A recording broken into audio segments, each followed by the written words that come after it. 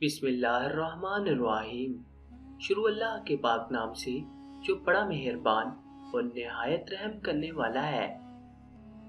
कमली वाले आका सल्लल्लाहु अलैहि वसल्लम के प्यारे गुलामों, अस्सलामु अलैकुम।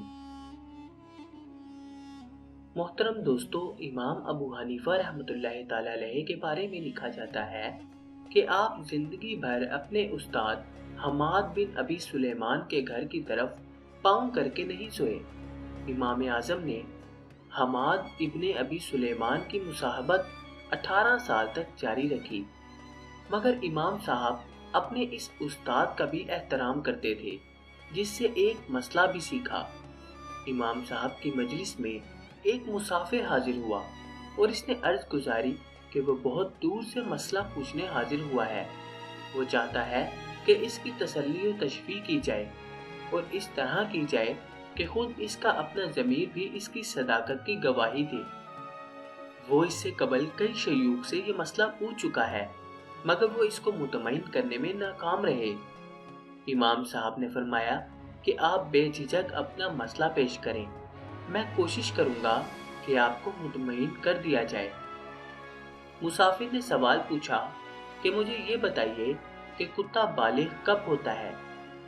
आपने साफ साफ अपने अजिज का इजहार कर दिया कि ना मैंने कुत्ते रखे और ना ही इनके नस्ल कशी के प्रोसेस को बगौर देखा। अलबत्ता अगर तुम मुझे 2 दिन दे दो तो मैं इस पर गौर फिक्र करके पता चलाने की कोशिश करता हूँ।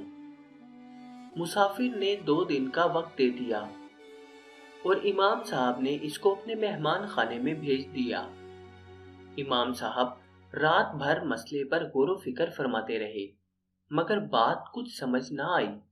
इमाम साहब का मामूल था कि वो फजर की नमाज के बाद सहन के चबूतरे पर बैठ जाया करते और जिक्र अस्कार के साथ गैर हल शुदा मसाइल पर सोचो विचार भी फरमाया करते थे।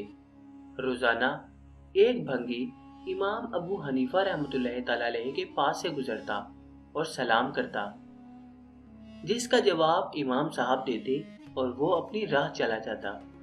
इस दिन इमाम साहब कुत्ते वाले मसले पर इस कदर परेशान थे कि भंगी ने सलाम किया तो इमाम साहब ने जवाब न दिया।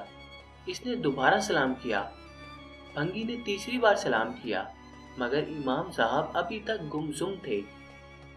लिहाजा भंगी पास चला आया, इमाम साहब की खैरियत दरियाफ्त की और गिला किया कि इसने आज 3 दफा सलाम किया है, मगर इमाम साहब ने जवाब नहीं दिया।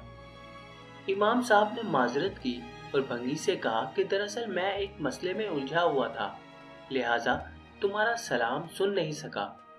भंगी हैरान हो गया। इसने अर्ज किया कि क्या मैं वो मसला जान सकता हूँ जिसने इमाम वक्त को उलझा के रख दिया है। इमाम साहब ने कुत्ते की बलोगत का मसला इसके सामने रखा। वो मुस्कुराया और अर्ज की कि इमाम साहब, अगर आप ये मसला मुझसे कल शाम को पूछ लिया होता तो रात परेशानी में ना गुजरती। इसके बाद इसने बताया कि कुत्ता जब टांग उठाकर पेशाब करना शुरू कर दे तो वो बालिग हो जाता है।